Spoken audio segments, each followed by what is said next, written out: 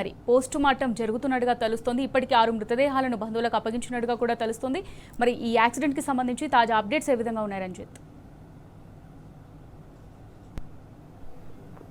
అమూల్య, ఏదైతే మీర్జాగూడలో జరిగినటువంటి bus tipper యొక్క ఘటన ఏదైతే ఉందో ఆ ఘటనలో దాదాపు ఇప్పటికే 21 మంది చనిపోయినట్టుగా కూడా అధికారులు నిర్ధారించిన పరిస్థితి. దీంట్లో వచ్చేసి చేవెళ్ళ ప్రభుత్వ ఆసుపత్రి వద్ద 19 మంది మృతదేహాలు ఉన్నాయి. ఇప్పటికే 16 మంది మృతదేహాలను వచ్చేసి పోస్ట్ మార్టం అనంతరం కూడా వాటి కుటుంబాల సభ్యులకు చెప్పారు. దాంతో పాటుగా వచ్చేసి ఇంకా 3 పోస్ట్ మార్టానికి వచ్చేసి ఆలస్యం జరుగుతుంది.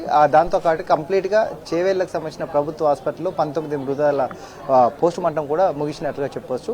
మొత్తానికి చూసుకున్నట్లయితే ఈ 70 మందితో ఏదైతే ప్రయాణిస్తున్నటువంటి బస్సు ఏదైతే ఉందో బస్సు యొక్క సామర్థ్యం వచ్చేసి 40 నుంచి 45 మంది ఉండాలి. అలాంటిది 70 మంది వరకు కూడా ఓవర్ వెయిట్తో వెళ్తున్నటువంటి బస్సుతో పాటుగా వచ్చేసి ఏదైతే టిప్పర్కు సంబంధించినట్టు 15 టన్నుల వరకే ఉండాల్సింది 25 టన్నుల వరకు వచ్చేసి హెవీ లోడ్తో ప్రయాణం చేస్తున్నటువంటి టిప్పర్ ఈ రెండు కూడా ఓవర్ స్పీడ్తో ఉండడం వల్ల కూడా ఈ ప్రమాదం జరిగిందని స్థానికులు వాపోతున్న పరిస్థితి కనబడుతుంది.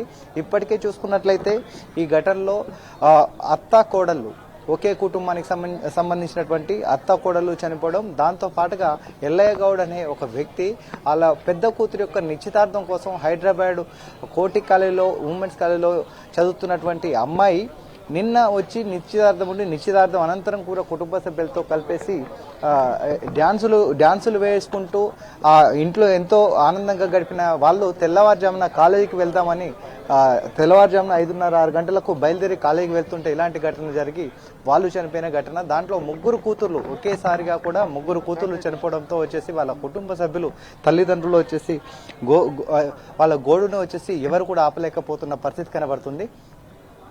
దాంతోపాటు చూసుకున్నట్లయితే బందప్ప లక్ష్మి వీళ్ళిద్దరు బందప్ప లక్ష్మి అనే వాళ్ళు కూడా లక్ష్మికి హాస్పిటల్కు వెళ్ళడము, తరచుగా హాస్పిటల్కు వెళ్తున్నటువంటి లక్ష్మిని హాస్పిటల్లో చూపెట్టడానికి బందప్ప లక్ష్మి కూడా ఉదయం తెల్లవారుజామున ఇంట్లో నుంచి బయలుదేరి వెళ్ళిపోతే ఈ ఏదైతే ఘటన జరిగిందో ఆ ఘటనలో వచ్చేసి తల్లిదండ్రులు చనిపోవడంతో శివలీల భవాని 7 సంవత్సరాలు 9 సంవత్సరాలు ఉన్నటువంటి 2 పిల్లలు చనిపోవడంతో ఆ కుటుంబం అభవిష్యవంతులు అని 2 ఆడపిల్లలు రోడ్డు మీద పడిపోయి అనాథలుగా మారిన పరిస్థితి కనబడుతుంది.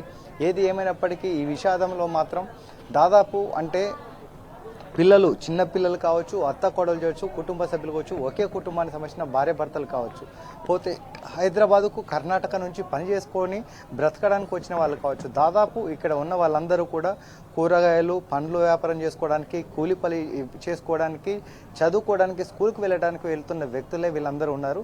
కానీ వీళ్ళందరి పరిస్థితి చూసినట్లయితే అంటే ప్రతి కుటుంబాల్లో కూడా ఇక విషాద ఛాయలు కనిపించినట్టుగా పడుతుంది. ఫైనల్గా చూసుకున్నట్లయితే ఇక్కడికి వచ్చినటువంటి ఆ రోడ్డు ట్రాన్స్పోర్ట్ మినిస్టర్ కావచ్చు, ఆరోగ్య శాఖ మంత్రి కావచ్చు, వాళ్ళ యొక్క వైఫల్యాన్ని మాత్రం ఇప్పటికీ చెప్పలేని పరిస్థితిలో కనబడుతుంది. ఎందుకంటే ట్రాన్స్పోర్ట్కు సంబంధించిన వాళ్ళు దానిపైన తనిఖీలు చేయకపోవడం వల్లనే 20 నుంచి 25 టన్నుల యొక్క కంకర తీసుకుని వెళ్తున్నప్పుడు దానిపైన ఎందుకు వెహికల్ చెక్ అనేది జరగకపోవడము, దాంతో పాటుగా 70 నుంచి 75 మంది యొక్క బస్సు అనేది వెళ్తుందనంటే ఆ బస్సులో 40 నుంచి 45 ఉన్నట్లయితే కండిషన్ ఉండేది కనీసం అంటే దీన్ని కంట్రోల్ చేసుకోలేక హెవీ లోడ్తున్నది కంట్రోల్ చేసుకోలేక ఈ రెండు పరస్పరమైన స్పీడ్ అనేది లోపం అయితే దాంతో పాటుగా వచ్చేసి 2 కూడా హెవీ లోడ్ కావడం వల్ల ఈ ప్రమాదం జరిగినట్టుగా కూడా స్థానిక ప్రజలు చెప్పిన పరిస్థితి కనబడుతుంది.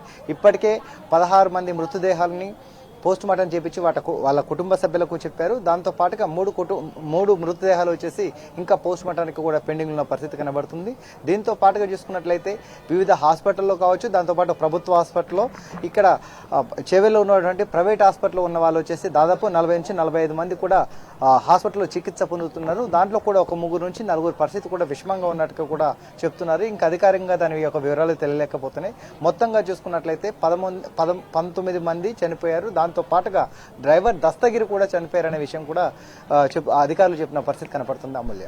Right, thank you Ranjith.